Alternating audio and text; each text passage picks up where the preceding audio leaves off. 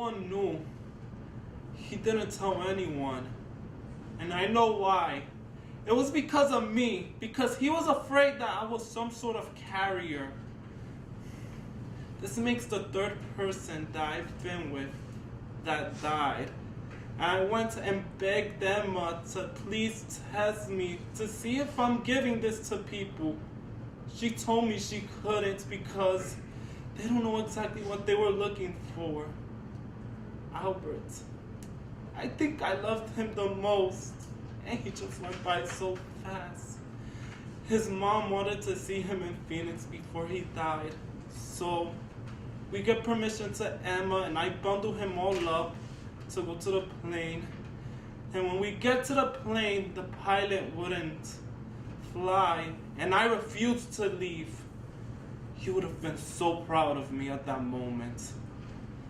And when we got to the plane, he starts losing his head. He doesn't know where he is or that we were going home.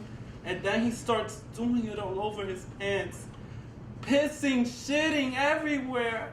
I had to hold his hand and beg him, please stop. For us.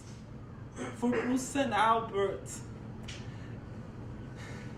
I yanked my suitcase and I mopped him all up the best I can and put everything back.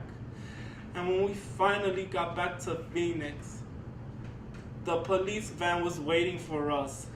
They were all wearing protective rubber gear from head to toe. They looked like fucking astronauts. And when we got to the hospital, where his mom fixed up his room all nice, Albert was dead. And it just gets worse.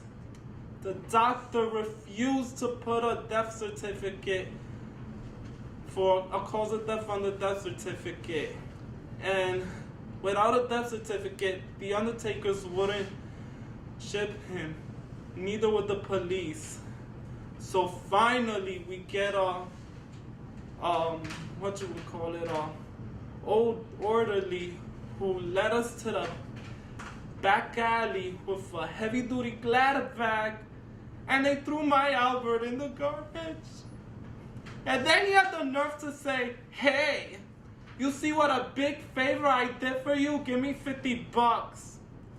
I paid him, and me and his mom, we took his body out in the trunk, and we finally found the undertaker who will cremate him for $1,000, no questions asked. Is it okay with you and Felix? I sleep in the sofa.